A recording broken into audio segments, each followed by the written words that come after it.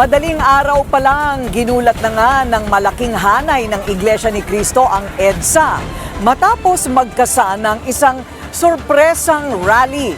Present din sa pagtitipo ng ilang kaalyado ng pamilya Duterte. Narito ang agenda report ni Jill Sebandal. Live pa rin dito sa EDSA White Plains. Jill, gaano karami ang puwersa ng INC dyan? Meron na ba tayong mga numero?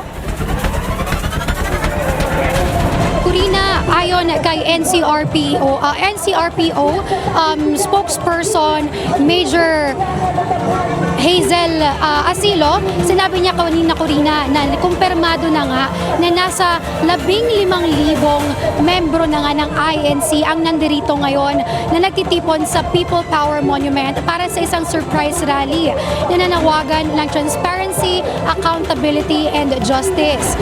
Kurina, hanggang ngayon, hanggang dito naman din sa aking likuran, kahit umuulan, dumarating pa rin ang mga miyembro ng INC. Dumating din si former Congressman Mike Defensor, isa sa mga campaign donor and correspondent sa plunder case ni Senador Rodante Marcoleta. Date ni Defensor, matagal na raw malinaw or nilinaw ng COMELEC ang issue ng campaign donation. Wala na raw dapat umanong anumang maging problema kaugnay dito. Yung sa amin ni Dante Marcoleta kami kinasuhan. Tapos Secretary Manny Bonoan, naging state witness. Parang katawa yung nangyayari, di ba? Na siya pa yung naging state witness. Yung pinaka-corrupt na ahensya ng gobyerno o yung ahensya ng gobyerno na involved doon sa kaso ng Nakawan. Present din ang mga Duterte allies na sina Attorney Jimmy Bondoc, Attorney Ferdinand Topacio, pati na rin si Batangas Representative Leandro Leviste. Kaya dito ako kaninang umaga, 6 a.m. Tapos pumunta ako sa Kongreso, tapos bumalik. Dahil nakikisa tayo sa adhikain ng pagtitipong ito na magkaroon ng greater transparency and accountability sa iba't ibang mga issue sa ating gobyerno ngayon.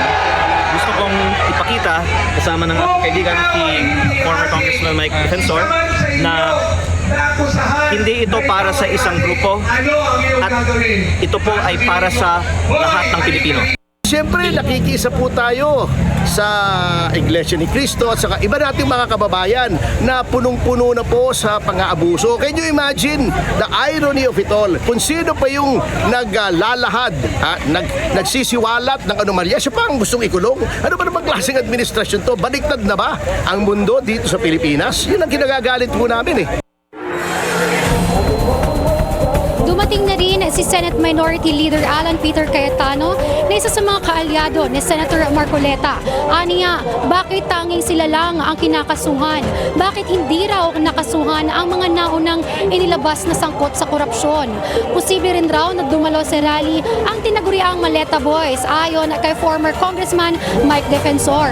Habang patuloy ang programa dito sa White Plains, patuloy rin ang pagdating ng mga maraming miyembro ng Iglesia ni Cristo. Kurina?